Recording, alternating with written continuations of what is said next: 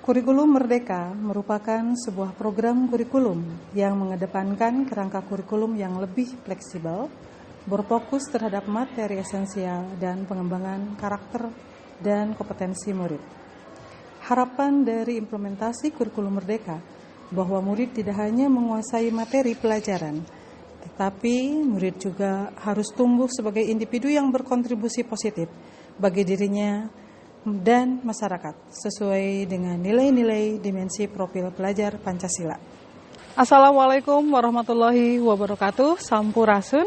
Perkenalkan, nama saya Lisda Kodariah MPD. Saya merupakan guru di SMP Negeri 6 Garut. SMP Negeri 6 Garut merupakan sekolah penggerak angkatan pertama di Kabupaten Garut dan sudah melaksanakan implementasi kurikulum Merdeka di tahun yang ketiga. Dalam pembelajaran kokurikuler, SMP Negeri 6 Garut melaksanakan proyek penguatan profil pelajar Pancasila. Untuk tahun ini, P5 mengambil tema gaya hidup berkelanjutan dengan topik rumah hidroponik dari 8.000 botol ekobrik. Kegiatan P5 diharapkan dapat mengembangkan karakter murid yang sesuai dengan dimensi profil pelajar Pancasila. Yang pertama, beriman dan bertakwa kepada Tuhan Yang Maha Esa dan berakhlak mulia. Diharapkan murid-murid dapat berakhlak yang baik terhadap lingkungan sekitar. Yang kedua, gotong royong. Diharapkan murid-murid dapat menjalin kerjasama dan kolaborasi antar teman. Yang ketiga, kreatif. Diharapkan murid-murid dapat memunculkan ide kreatif sehubungan dengan bagaimana cara menyusun rumah hidroponik. Selamat menyaksikan.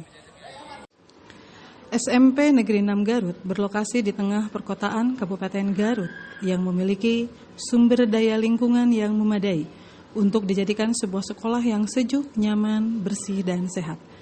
Rangkaian pembelajaran dengan kurikulum Merdeka sudah kami jalankan mulai dari kegiatan intrakurikuler, kokurikuler, dan ekstrakurikuler.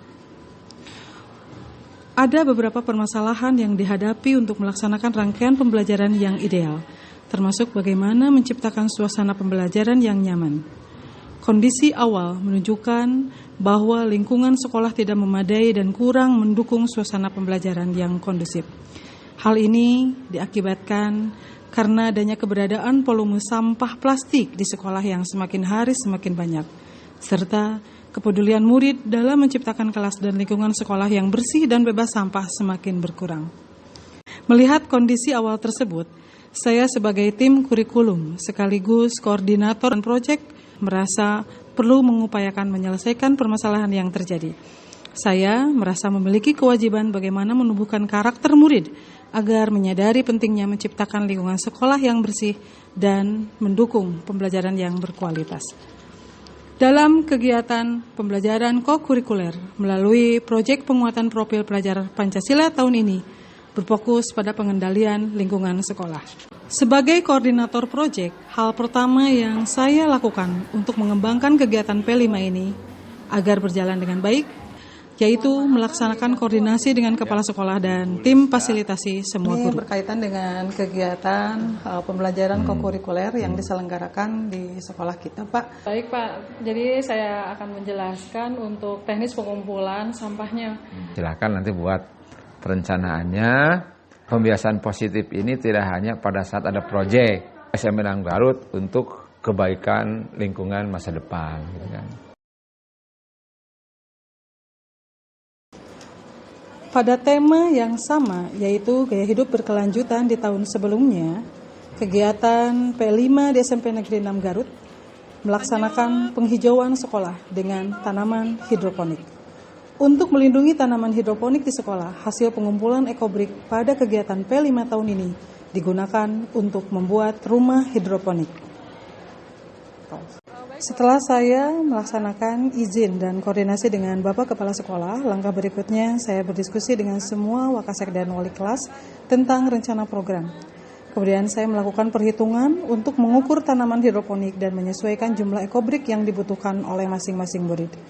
Dengan total jumlah murid SMP Negeri 6 Garut sebanyak 1.006 orang, maka untuk membuat tanaman hidroponik dibutuhkan 8 botol ekobrik per siswa. Satu botol EcoBrick membutuhkan sampah plastik kering yang bersih dengan berat 200 gram. Maka total sampah kering yang harus dikumpulkan oleh masing-masing murid berjumlah 1.600 gram. Untuk pengumpulan sampah plastik, saya melibatkan peran aktif wali kelas selama 3 bulan. Wali kelas memfasilitasi setiap murid untuk menabung sampah plastik yang kering dan bersih sebagai bahan untuk dijadikan EcoBrick.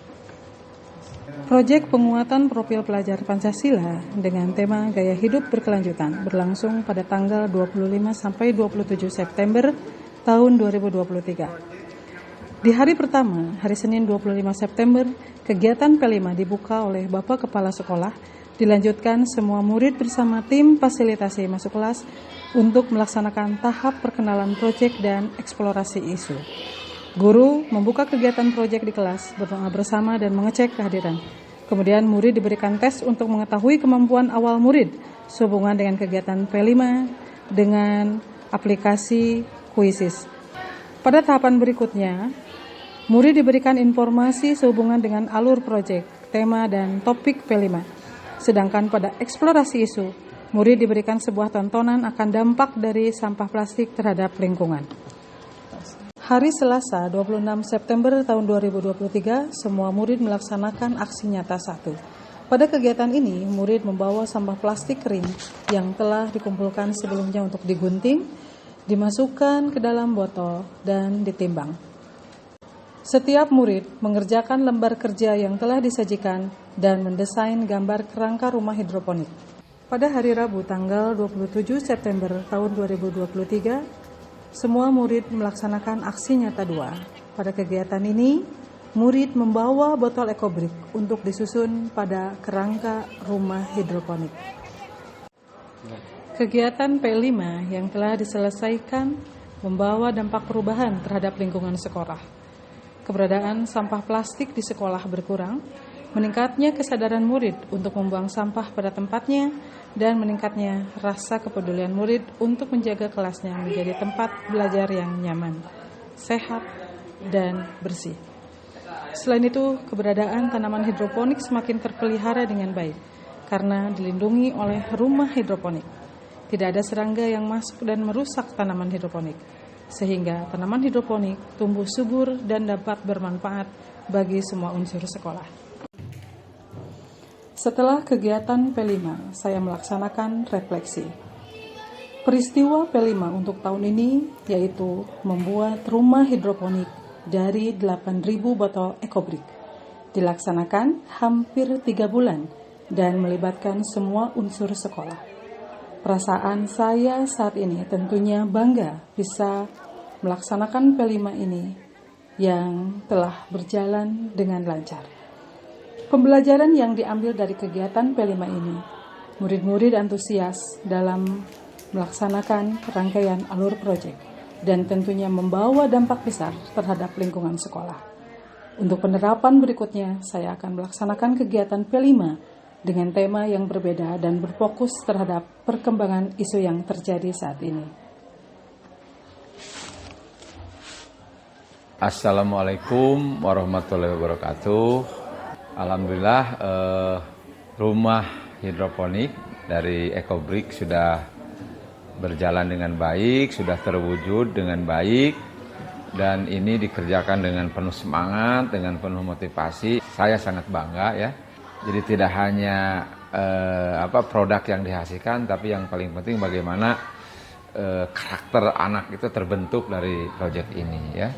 Dan proyek ini tentu saja kebanggaan SMP 6 Garut, dan saya katakan proyek yang spektakuler ya, karena memang ini 8.000 EcoBrick terpajang di rumah hidroponik. Kontribusi dari SMP 6 Garut untuk lingkungan tidak hanya di Garut tapi di Indonesia pada umumnya. Ternyata plastik yang tadinya tidak bermanfaat bisa dimanfaatkan. Selamat kepada Ibu Lisda sebagai koordinator yang sudah mewujudkan proyek spektakuler dan paling besar sepanjang sejarah proyek di SMP 6 Garut. Terima kasih. Wassalamualaikum warahmatullahi wabarakatuh.